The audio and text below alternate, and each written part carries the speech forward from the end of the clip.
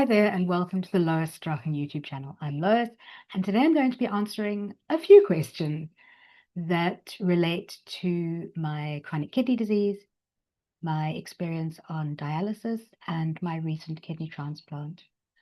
And all of these questions are related to how I stayed positive, the ways, what I found to help me stay positive and keep moving forwards, and whether there was ever a point at which I felt I was losing hope. I think for me, it's important to place this in the context of the fact that the last 2 years have gone past incredibly quickly. It felt like I was constantly needing to move to the next target, the next goal, the next goalpost, as it were. And in some ways, that never really left me much time to think about anything. I was too busy in the moment. I went from being given the diagnosis that I would probably need to start dialysis in the foreseeable future, to preparing for that to happen, to starting dialysis, to then adjusting to the dialysis and the impacts it had on my body, moving to the discussions around a possible kidney transplant, searching for a donor, finding a potential donor, undergoing the testing that the donor and I needed to see if we were a match, discovering that we were, in fact, a match, and then all the other medical tests we needed to do that followed that to see if the transplant would be viable for both of us, the donor and myself, and then preparing for the surgery. It was such a roller coaster. And in a way, I think it was a good thing, because having a specific target that I was moving towards kept me moving forward. And it kept me positive because I was able to control something about what I was undergoing. Then things started to get a little more complicated because we needed to get approval from the South African Department of Health for the transplant to take place. And I think this was when things became a little harder for me in terms of staying positive. And if there was any time that I came close to losing hope, it was at this point. It is a requirement in South Africa that if you have an unrelated donor who is giving you a gift of a kidney of theirs, I'm not talking about deceased donor, I'm talking about a live donor, that the Department of Health needs to approve that transplant to take place. And we sent in the approvals with all of the required tests and documentation and the recommendations from the medical team involved. And we then had to sit and wait for the next stage to happen. And calendar, dialysis, 3 today months at 12 that it took for us to receive that approval felt forever. It was the frustration, the uncertainty, the hope, and all of these things rolled into one. And facing the uncertainty of that day to day became hard. It became just that little bit harder to get up the energy to go to dialysis 3 times a week. It became just that little bit harder to recover from, to bounce back from the results of each of those dialysis treatments.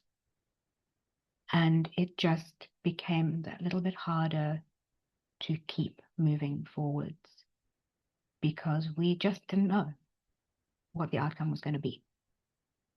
We didn't expect there would be any problems, but still, we had no choice but to wait. And on a day-to-day basis, going through that uncertainty not knowing even when we were likely to have an answer from the department was tough.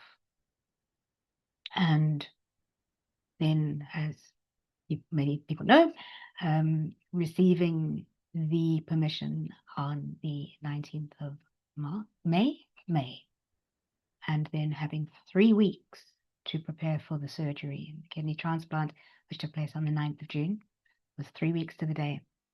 And again, going towards all of the last preparations, the 2 weeks of getting all the work finished off that I wanted to before going into surgery, the final medical appointments and tests that we needed to do to ensure the best outcome for the surgery, and then undergoing the surgery itself.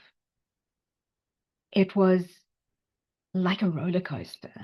There was just so much happening, so many different things going on, that there really wasn't time to draw breath or feel scared. And at that stage, all we could do was go in. I was feeling relief. I was feeling hope. I was feeling excitement. Obviously, there are risks associated with any surgery, and there was a degree of anxiety, trepidation, but not a significant amount. So that then begs the question, what was it that helped me to stay positive? And what helped me to keep moving forward towards this final outcome of the kidney transplant? And I think there's a couple of things. First is the incredible, overwhelming support, love, and care that I received from my family and my friends and colleagues. I had people reaching out from all over the world, from different places, different walks of life, different parts of my life journey. And the support, the care, the love, the encouragement that I received was such an incredible bolster to what I was feeling. It gave me so much support. It just gave me so much warmth. And that really did help me. So I could never underestimate the amazing outpouring of love that I received from everyone out there in the world. The second thing that really did help keep me positive was the optimism of the medical team with whom I was working. Of course, because we were talking a fairly major surgery, they were very good about letting me, making sure that I knew about the risks associated with the surgery. So I was very clear about that. But at the same time, every one of my medical team, of the medical professionals that I was working with, felt or expressed a sense of their belief that the outcome would be good. They expressed belief that I was a good candidate for a transplant. They expressed their belief in the probability of a good match between my donor, Melanie, and myself. And that I gained so much reassurance from their optimism, but also from the trust that I had in that medical team. It was very important to me to trust the doctors and the medical team with whom I was working. And I did. And then I also have to say there are a lot of intrinsic things that helped me stay positive. I'm generally naturally a positive person. I'm not someone who looks at things and sees the bad side. Does that mean I'm a glass half full person? I don't know. But I do know that I'm generally a positive person who looks for and finds the best out of any situation and finds opportunities and reasons to be positive no matter what happens. I also know that I'm a person who's very resilient and who is able to bounce back and, more importantly, to adapt no matter what the outcome is. And I think that did help me as well, that I knew deep down in my mind, in my heart, I knew that whatever the outcome was, that I would cope. I would find a way to make it work. And just having that inherent, intrinsic belief really was positive. And then going on to the question of what helped me to, what I was using to help me bolster that positivity, what resources and things like that were out there. I do believe in finding things that give me joy. And in this situation, what was giving me joy was reading, spending time in books and escaping into a fantasy world or fictional world to just take a break from the reality that I was going through. Podcasts as well, keeping my mind active, learning new things. I believe that was really strong, important part of what I was doing. And then finally spending time connecting with friends and family and just chatting. And also, I think for me, the passion of making people aware of the realities of chronic kidney disease and dialysis and, yeah, bad kidney transplant. I think that that was something also that kept me moving forwards and kept me strong, kept me positive, and helped build my resilience. And then, of course, as I've said, the amazing people in my community, that's, while not a formal support group, I can't undervalue the strength of just having people there reaching out, going, hey, we're with you. We want you to achieve this. We want you to become better and stronger, and we're thinking of you. We're sending you love. It really was important.